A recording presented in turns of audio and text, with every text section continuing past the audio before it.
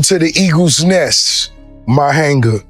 I always told myself once I got the opportunity to, you know what I'm saying, double back, all the shit that I wanted, I'm gonna get it. Yeah. And so that's what we did. So what you see here is a small collection of the cars and the video games, you know what I'm saying? The reason I collect is I believe that's me at peace, me having me time, me having somewhere I wanna come when I just wanna spend time alone.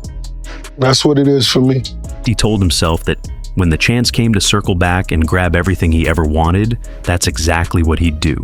Yo, I say, man, you motherfucker, you motherfucker, you motherfucker, you motherfucker, yeah. It will go something like that. I want to say to everyone, you know, that I hope that brother made it home safely. I hope that he now has a different perspective. 50, who own your masters? Who own your masters? I buy your masters. You better shut up. I will buy your masters. He spotted that bike in a magazine, reached out to his people, and told them he wanted it. I seen this in a magazine and I reached out to my people and told them, I want that bike. Could have been a scam, and I said, fuck it. I'm gonna buy the scam. Fuck it. Strict rules on the jet. Oh, everybody know no shoes on the jet, baby. Okay. You know what I'm saying? That's it. If you're not the boss, you feel me? No shoes, that's the rule. You better believe it. You sell 31,000 and 9 CDs. Where now? I shouldn't talk to you. They don't know. They don't know them. I keep asking them about these niggas. They don't know these. He doesn't even know exactly when the final numbers land, but whatever they are, he's throwing a party for them. Album of the year. All y'all niggas talking about bots, tell the bots to go get, when do the numbers come? I don't even know when the final numbers come out. Whatever my final numbers are, I'm gonna throw a party for them. Did you see, like, love Rick Ross? I mean, you know me, I do like Ross. Ross came out and like the numbers on streaming were mad low. Ross recently dropped Set in Stone and only moved around 22,000 units. So he did drop Set in Stone recently, but he only did 22,000. 50 Cent has been having a fucking ball. Nobody told Rick Ross to disappear from music for 2 decades and then come back expecting a victory lap. But here he is. We all know that Rick Ross only sold 19,000 the first week. He was saying that Iceman was horrendous. This is not the same Rick Ross. This is the lowest week selling ever. Ross, of course, had a response. He went on the defensive, talking about staying true to the culture and flexing like he had a choice in those numbers. He claimed if he wanted to chase the streaming game and sell 250 copies in week 1, he could have done exactly that. I got some music that I'm working on. I did something currently, me, Eminem, and Tupac. It's coming out shortly. Tupac, who's been gone for 30 years. The internet had a field day with that one. Hey, boy, Pac been dead 30 years. Let the man rest in peace. And Eminem, come on now. Come on, Curtis. Put them shoes out, let them flop, and do your Tony Yayo Lloyd Banks remix, baby. Come on, baby, let's go. At the end of it, 2 very wealthy men arguing about nothing in public. Then the scene shifted. I'm on the phone call before I take off. As we take off, the phone call don't stop. So it's FaceTime, whatever it is, streaming, live, whatever it is. $500,000 internet, it's worth it. 700,000 for Rozay. Wow, wow. The man likes his numbers big. He also brought up a lawsuit against 50 Cent, saying 50 sued him. Lawsuit shit like that. 50 Cent sued me before his ass kicked him to sleep in court, sent him back home. He was poor. When we pulled up his banking accounts, I felt bad for him. You know what? I'm behind the bar. I'm Lord Vader. #1 premium rum in the world. And I want to pour you a shot. Yeah, you. I want to pour you a shot of Bumble Rum. This is what you deserve. And believe it or not, you can afford this. Meanwhile, Ross was back online flexing hard, showing off a hangar full of luxury cars, his private jet, and every expensive toy in between. He wants everyone to see exactly how he says he's living.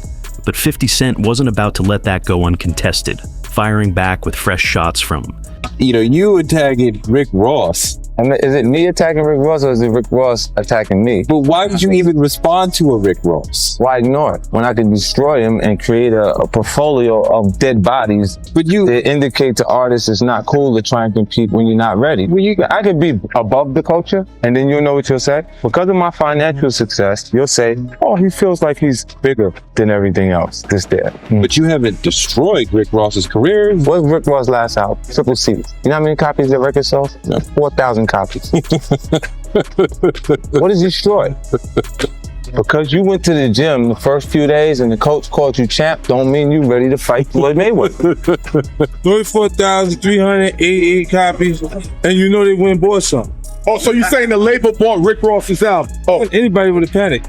huh? Oh, You saw the number trending, like you was, so you what you was trending, 20? Every day I'm hustling, I'm thinking that's who he is. Then you look at the back and go, wait, there's a cop. This time around, 50 was focused on a specific angle.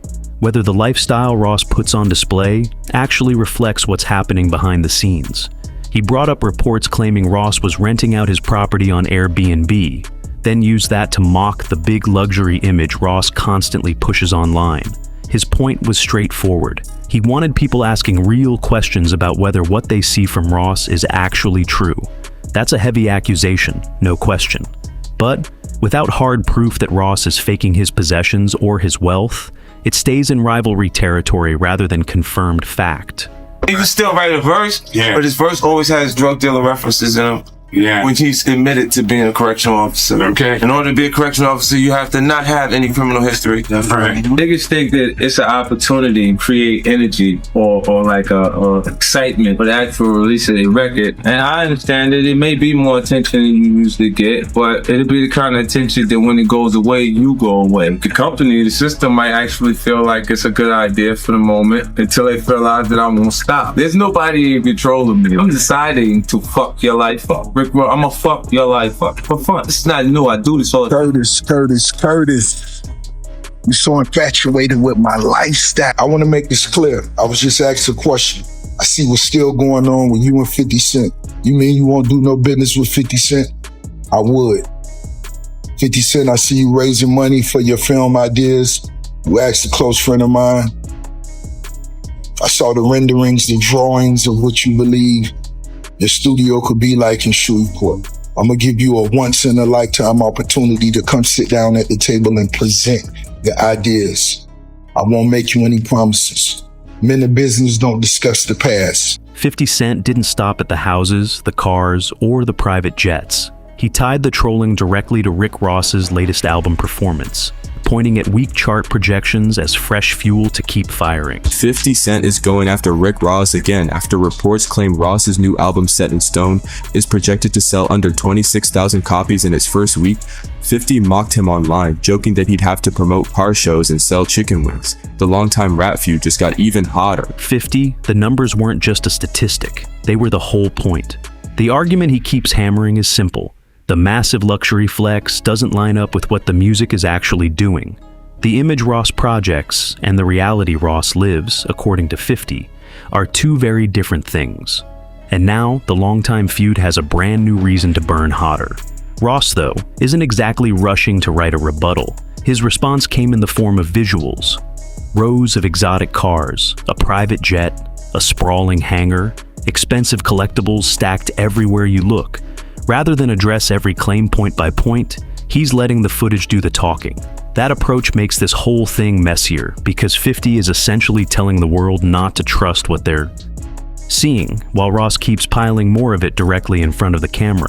Ross recently gave Complex a tour of what he calls the Eagle's Nest, his massive Miami hangar packed with cars, motorcycles, arcade machines, and high-end collectibles. But he made clear that none of this is purely about flexing on people. He called the space his peaceful place, somewhere he retreats when he wants to be alone and enjoy what he actually worked to build. Ross also connected a lot of the collection back to where he came from. Growing up, I wasn't able, I wasn't a collector then, but the desire was there. I see the vision. I see the vision without a doubt. I did know I was a dreamer. How was I going to allow that to roll out? I had no idea. As an entrepreneur, purchasing my first plane was You know, as you see the jets come in and out, it's big business going on. And that's what the plane represents for me. Not my financial standpoint right now, but the fact we pulling off big business, and that's what it's for. Growing up, there were games, consoles, and cars he wanted badly but couldn't get his hands on. So he made himself a promise. If success ever came, he'd go back and get every single thing he missed. By his own account, that's exactly what he's been doing. Ross told Complex he still holds on to old gaming systems and retro collectibles because he genuinely believes the right people can restore almost anything. He brought up classic arcade games from his childhood and made it clear he hasn't dropped a game of Madden in 8 or 9 years. He keeps multiple teams ready depending on who steps up to challenge him, and he laughs saying celebrities usually don't want that smoke because he'll make sure they hear about the loss long after it's over. I'm like, yo, cut it off. Get off it. Let's have a conversation, okay? Let's get straight to it. What you want for this bike? I want you to leave it. How was the negotiation? It's too easy. Okay.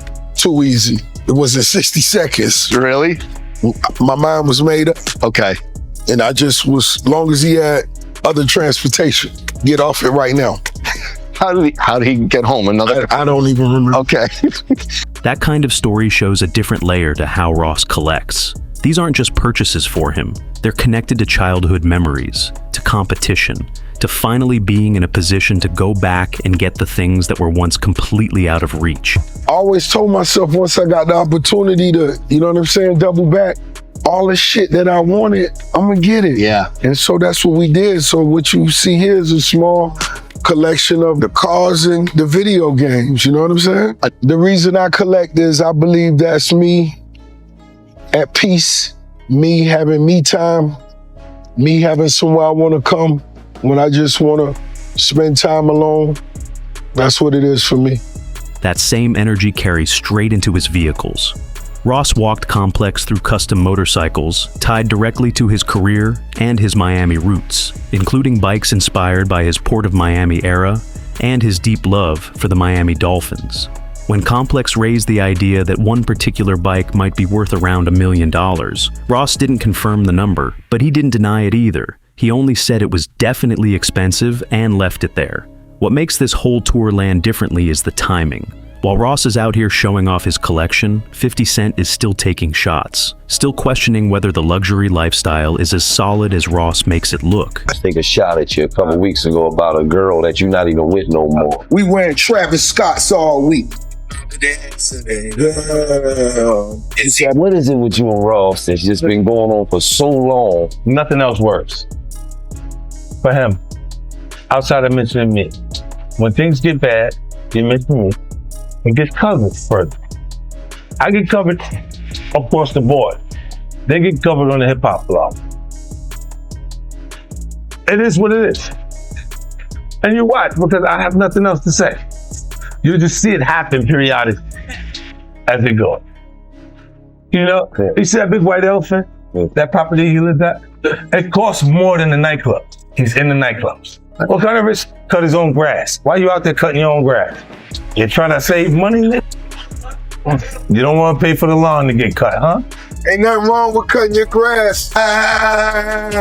50 has been hammering that angle hard, but Ross chose a different kind of response. Instead of going line by line through every accusation, he opened the hangar and let the collection speak. It doesn't automatically confirm every wealth claim he's ever made, but it does add real context to why he keeps putting these things in front of a camera. In Ross's version, the cars, bikes, games, and collectibles aren't just props for content. They represent things he used to dream about before any of this was real, things he eventually circled back to buy once the money was there. That's the thread running through all of it.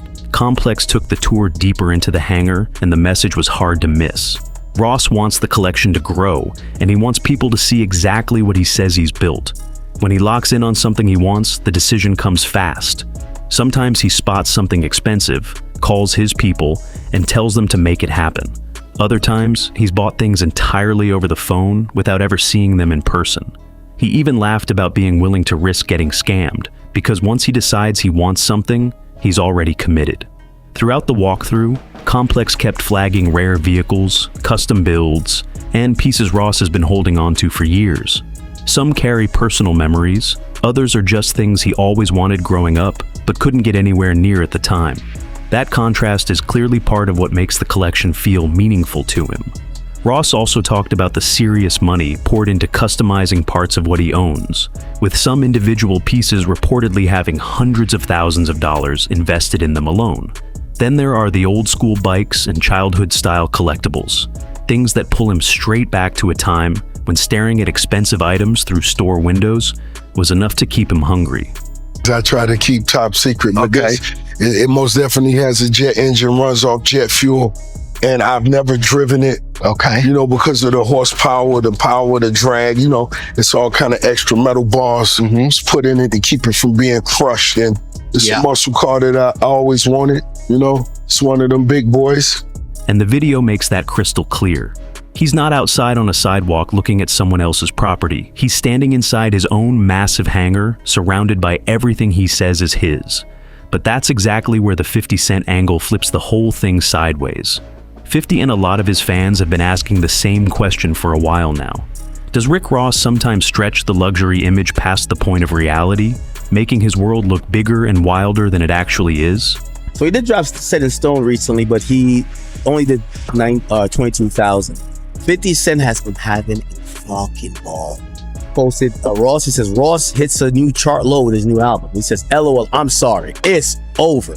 Can't fake it forever. He also posted something else. He says, Rick Ross concert, Detroit, Michigan, 8:30. Start time was 8 p.m. Says, God damn, I never seen it this bad before. What you gonna focus on? The wings? On top of that, Ricky goes out to troll 50 Cent, being that 50 said that he has new music dropping with Eminem, and also continues to troll him, basically saying that them G-Unit sneakers that 50's gonna drop are gonna flop.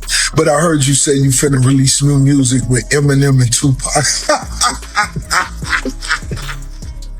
Hey, boy, Pac been dead 30 years. Let the man rest in peace. Man, Eminem, come on now.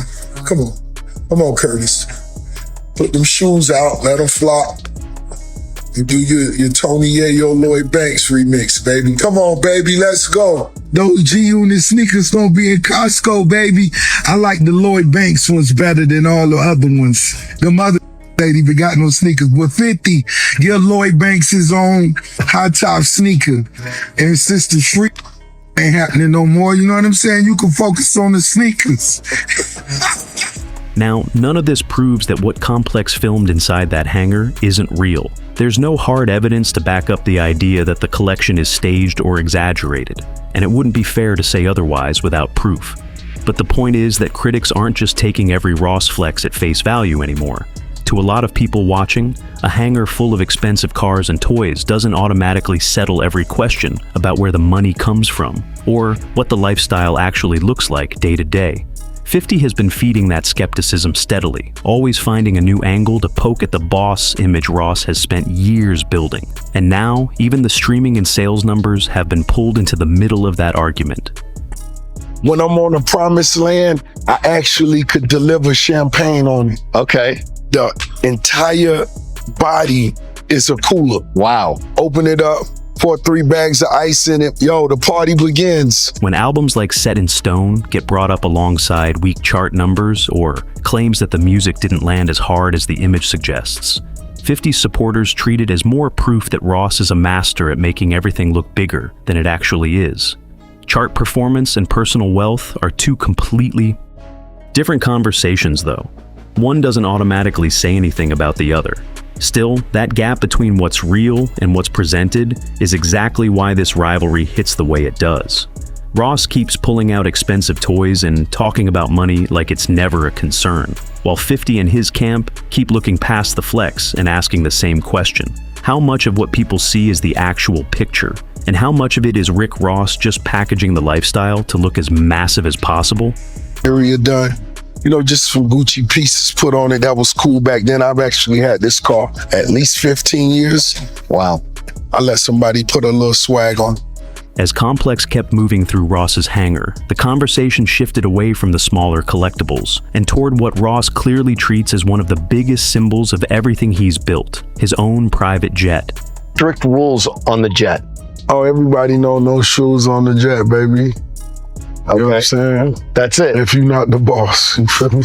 No shoes, that's the rule. You better believe it. Ross explained that buying a plane was never just about looking flashy or having something to post.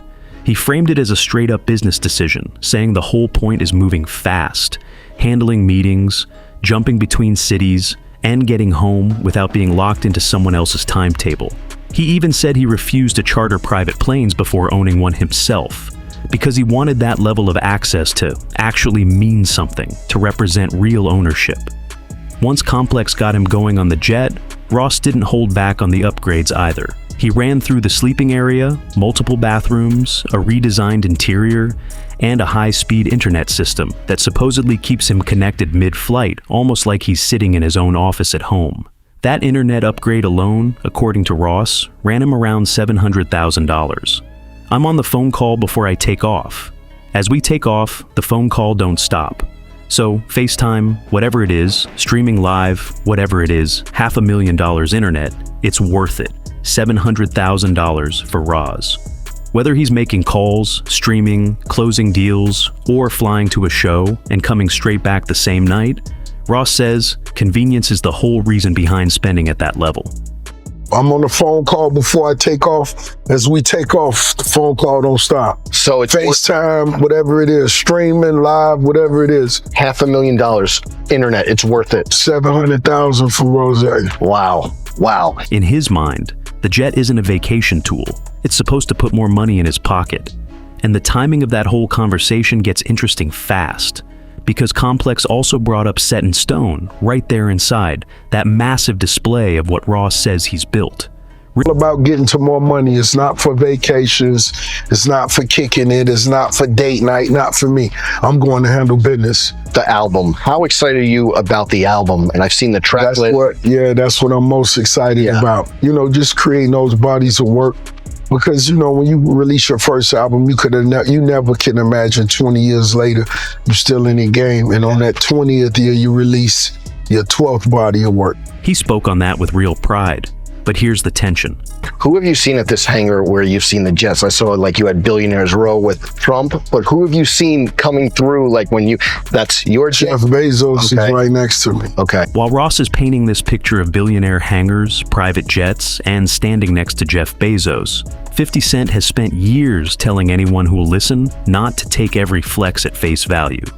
Things are not looking good for the rapper Rick Ross, as he has just announced a recent world tour with him struggling to sell any tickets. As you can see right here, this is how one of his venues are looking for a show happening in Miami, Florida, with him barely selling out any tickets and all the green dots indicating seats that haven't been purchased yet. And Rick Ross and his team look to be so desperate to the point that now they're literally offering discounts for any type of seat, with them offering a buy one get 50% off. And with this now occurring to Rick Ross, a lot of people are thinking that the reason as to why he is falling off so bad is because he has been dissing Drake nonstop. For example, in a recent interview, he literally called out Drake and said that his brand new album Iceman was horrendous. I want to go viral this morning, so Curtis, I ain't finished with you. I saw you making excuses of why you was kicked off the shows, blamed it on the black woman. She's the creator, she wrote it. It's her show. Ghost was her show, Kanan was her show. She gave you $3,500 an episode. Just to do little posts and all that. Be loyal to the black woman the way you are to Eminem. She gave you an opportunity. Thing about Ross and his career that you have any respect for? Oh, no, there's nothing there. I never wanted to work. 50 Cent, let these people know you really admire me. You love my style, the way I dress, the money I get. And let them know that if you really could, you would put all this to the side to do business with me and work with me. It's the truth. I know it is.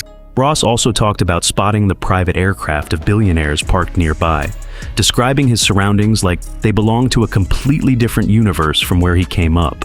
He admitted that owning a hangar or a private plane wasn't something he ever pictured as a kid, growing up just a few blocks away from where he now stands. That backstory adds real weight to his rise, but it also sharpens the contrast against everything 50 and his followers keep throwing at him. Ross holds up the jet as hard evidence that years of grinding produced actual business results. His critics, on the other hand, keep asking whether the image he projects is being polished and amplified beyond what the numbers actually support.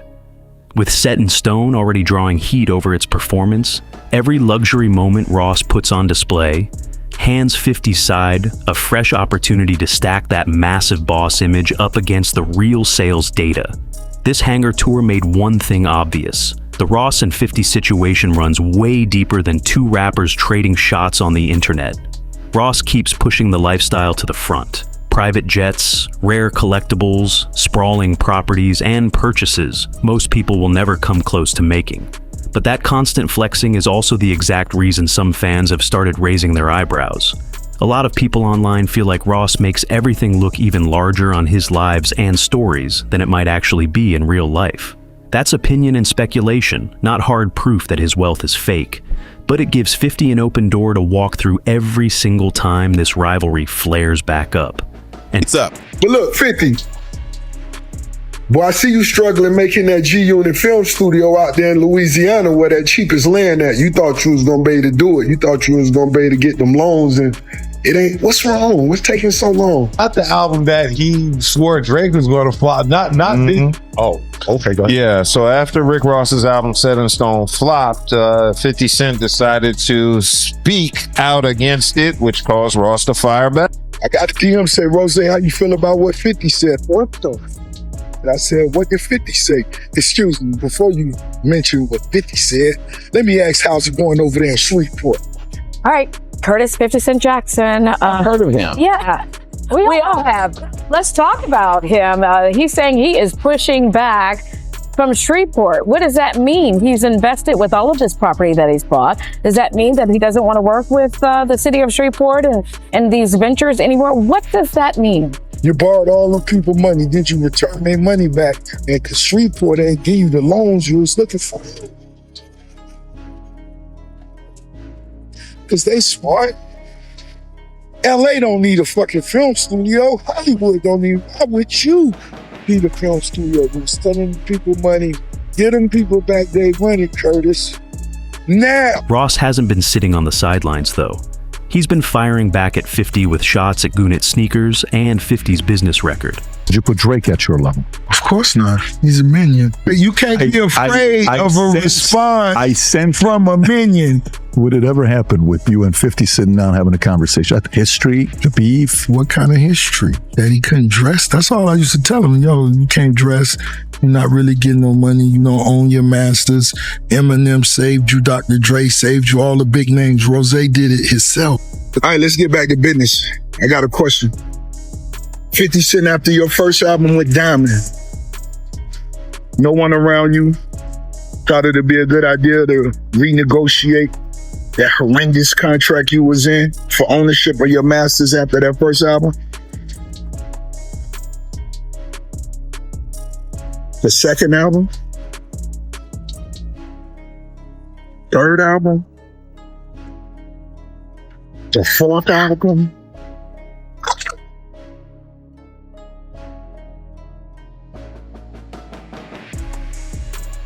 With Fight Night pulling in major names like Tupac and Eminem, fans are watching closely to see whether old tensions spark back up.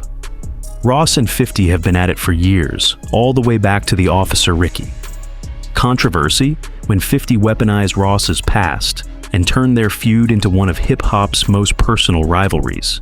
Even Tony Yayo has laughed about it, pointing out that Ross never even needed to step into that battle because 50 has a reputation for keeping beef alive indefinitely. Now critics are piling on, using the reported weak performance of Ross's latest album as more ammunition. Some are even claiming it signals the end of his run.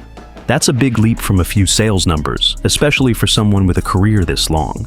But it does show just how brutal the conversation around Ross has gotten right now. On one side, Rick Ross is standing in a luxury hangar, playing the role of the self-made businessman who turned childhood ambitions into real wealth. On the other, 50 Cent and his crew are picking apart every number, every flex, and every claim, looking for any crack to expose. The back and forth isn't slowing down, and both sides clearly still have something to prove. So, What do you think? Is Rick Ross living out a lifestyle he genuinely built from the ground up? Or has the boss persona started writing checks his reputation can't cash? Leave your take in the comments below, because this conversation is just getting started. If you got something out of this video, hit like, subscribe, and pass it along to anyone who's been keeping up with this beef. Ring the notification bell so you never miss what's coming next. See you in the next one.